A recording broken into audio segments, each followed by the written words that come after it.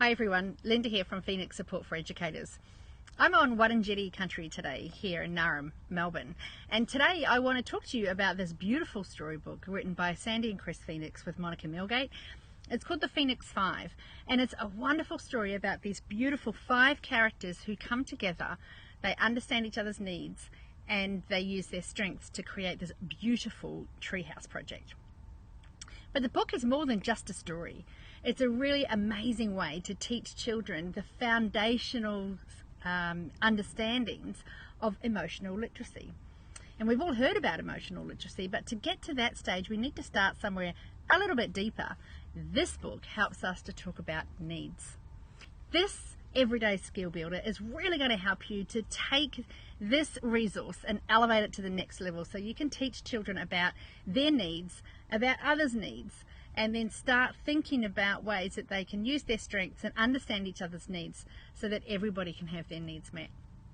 Here's how we can do it. Before you read the book to children, take a moment to become familiar with it yourself. And that way you can introduce the characters before you read the book, or you can really pull on each character's needs and strengths as you go. Here's an example. We might say things like, oh look, there's Safi up there. She loves sleep, she loves routine, she loves comfort and safety and predictability. And Marley over here, Marley's got an idea and loves to see it through. They have a checklist, a plan, and she likes to get the job done. Does that remind you of anyone you know? And as you introduce the characters along, you might prompt some open-ended questions so children can start thinking critically about who they know who emulates one of these characters. So as you go along in the story will naturally introduce each character and pull out their strengths. So use a bit of dialogic reading at this stage. Maybe take the time to point a few things out. Ask a few questions of the children. Name the strengths out loud. So as each character appears, we can pause and notice what they bring to the build. For example, Frankie Sea Eagle loves exploration and has lots of really creative ideas for the treehouse build. I wonder if children know someone who also loves exploration, who loves to go adventuring and bring their ideas and share their ideas for things with others. That's helping children to understand that need for freedom and autonomy and creativity and exploration. In the process of this, it's really helpful to celebrate the differences between each character. And so when the characters do things differently, and that makes their strength visible. So for example, Cody wants to make sure that everyone feels involved and everyone has a job. And Flo just wants to make sure everyone has fun. They both care, but just in different ways. And isn't that interesting? And isn't that an interesting character strength for children to notice? In the process of this, it's really helpful to celebrate the differences between each character. And so when the characters do things differently, and that makes their strength visible. So for example, Cody wants to make sure that everyone feels involved and everyone has a job. And Flo just wants to make sure everyone has fun. They both care, but just in different ways. And isn't that interesting? And isn't that an interesting character strength for children to notice?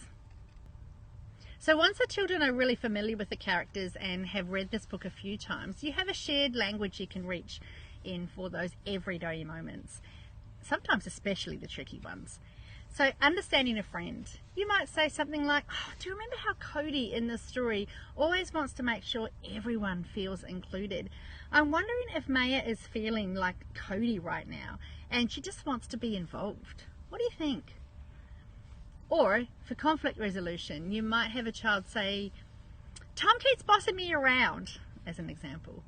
And you could lean into that and really wonder with the child and say, gosh, I wonder if Tom has a big plan and really wants to see things through. A little bit like Marley with the ideas for the build and the checklist.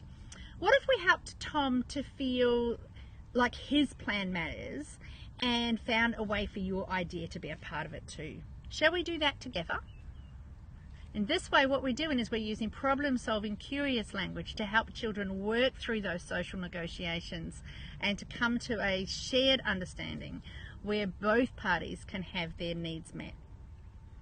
So it does take time for children to learn these skills, just like anything else. But the more we use this language, the more we support children to understand about needs and about the strengths that everybody has. So in these moments, we have curiosity before judgment and understanding before solutions. And when children learn to wonder about what somebody else needs, problem solving becomes something they do together, not something that is done for them or done to them. So this is a beautiful book, The Phoenix 5. There are further notes in the back on how to use this particular resource as a great way to build an understanding of strengths and needs with children in your service.